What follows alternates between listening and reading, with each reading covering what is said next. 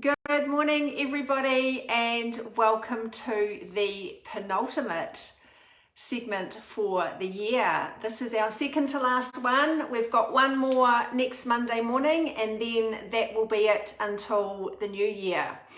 So today we are talking about don't swap one type of stress for another this Christmas.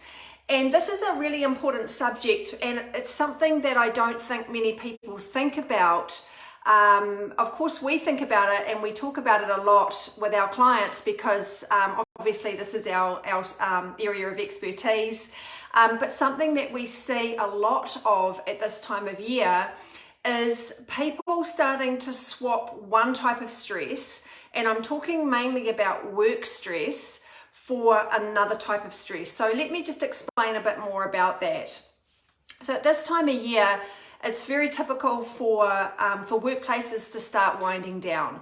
So it's very likely that you are finished with your big projects for the year. Maybe you don't have many big deadlines anymore, and typically you're going to start winding down and getting more into the festive spirit with things like morning teas and workplace lunches and functions and things like that.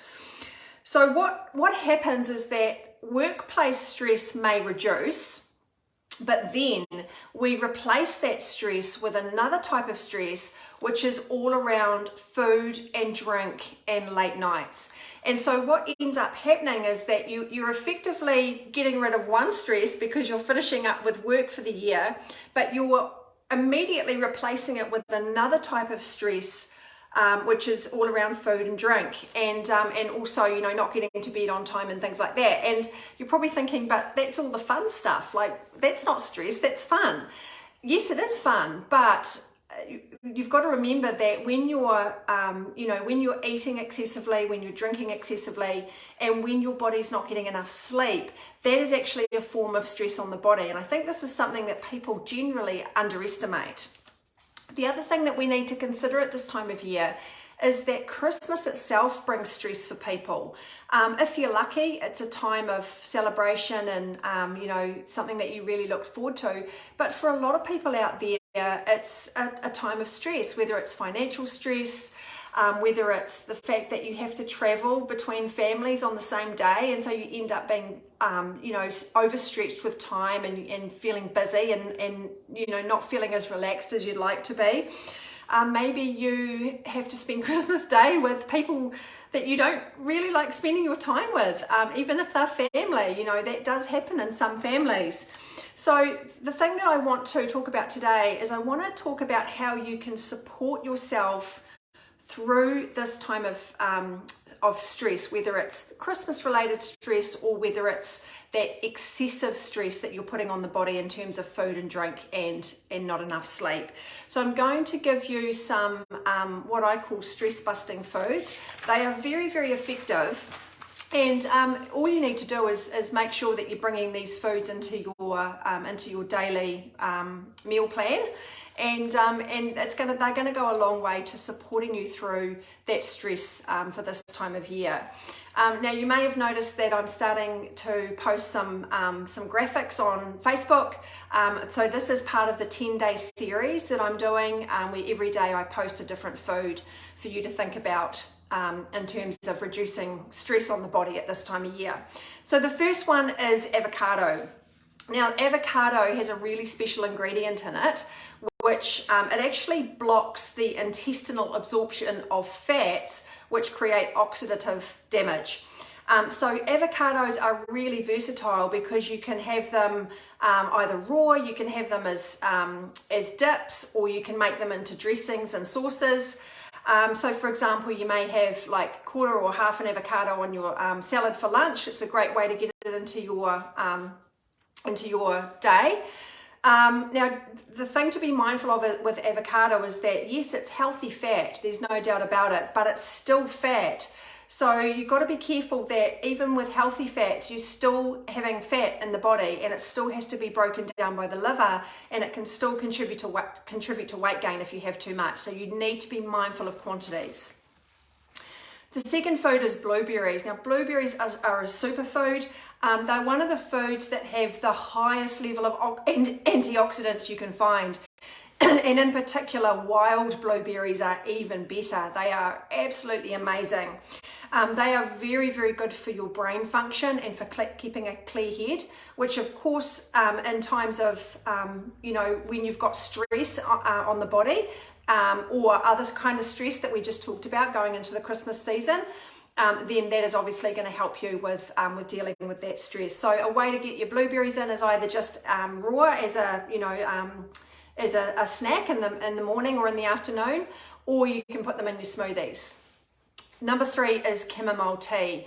Now, this is something that we recommend to everybody as part of their bedtime routine, but actually you can drink chamomile tea at any time during the day, and it's a mild herb, and it's not just a sleep inducer, but it actually helps to calm the central nervous system. So you can actually drink it, periodically through the day. So chamomile tea is a really important one if you feel like you've been a bit excessive with your food, your alcohol, maybe you're not getting enough sleep at the moment, or as we move further into Christmas, just have some chamomile tea through the day and you'll notice immediately that you start to calm down. And what it's doing is it's actually calming down the central nervous system.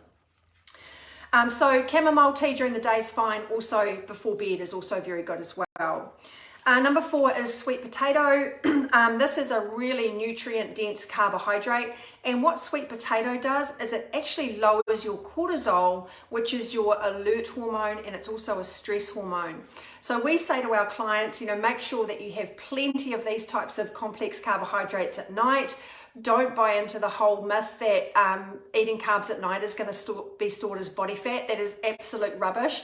You actually need complex carbohydrates to bring down your cortisol, which is a hormone that needs to be low for you to fall into a deep restful sleep.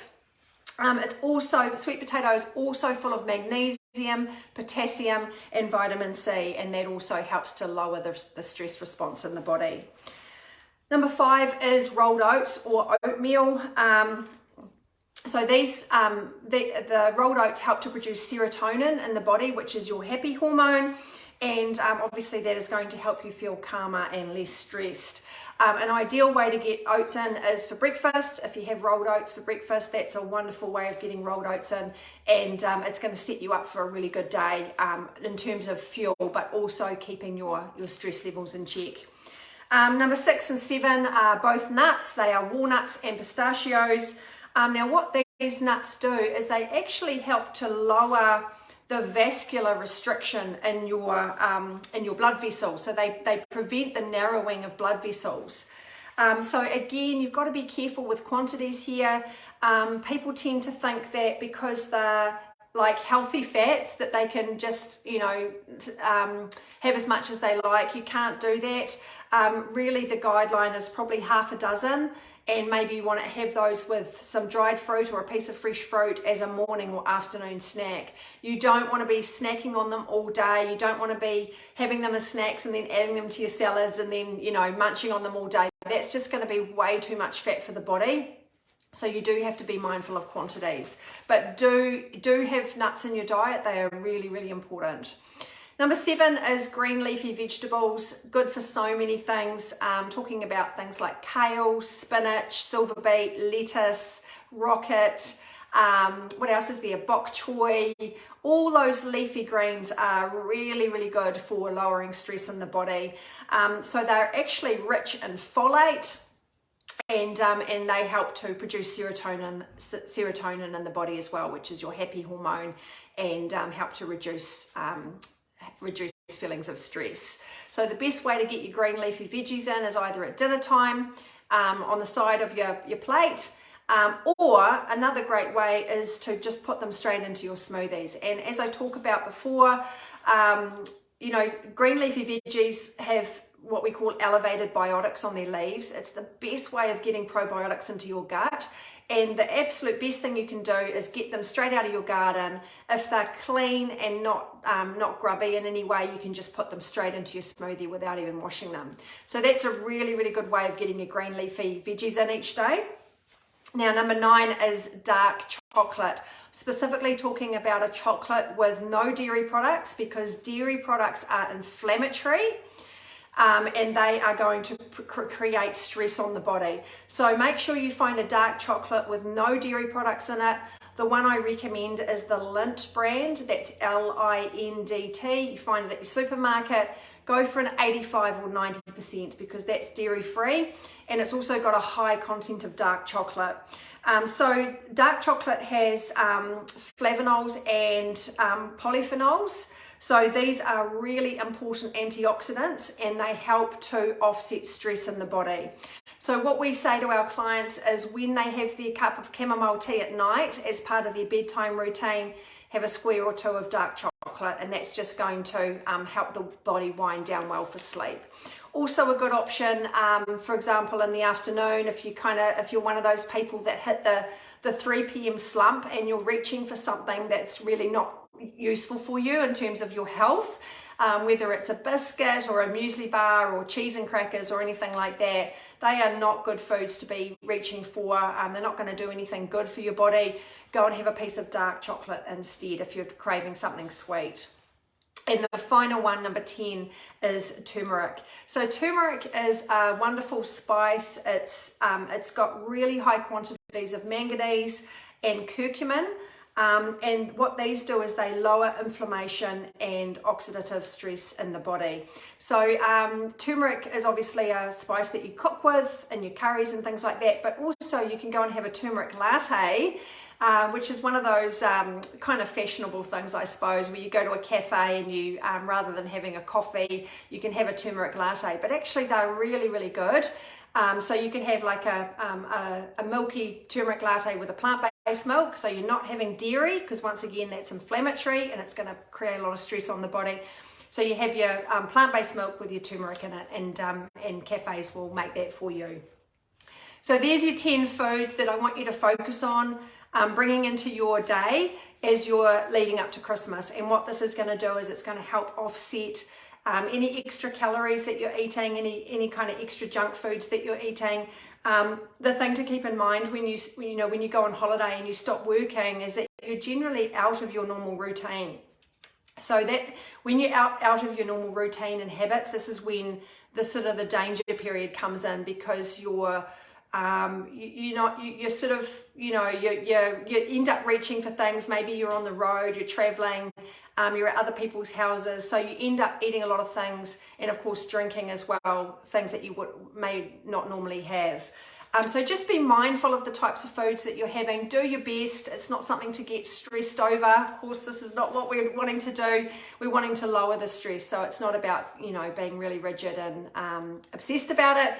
It's just being mindful about how, ways that you can support your body during those times.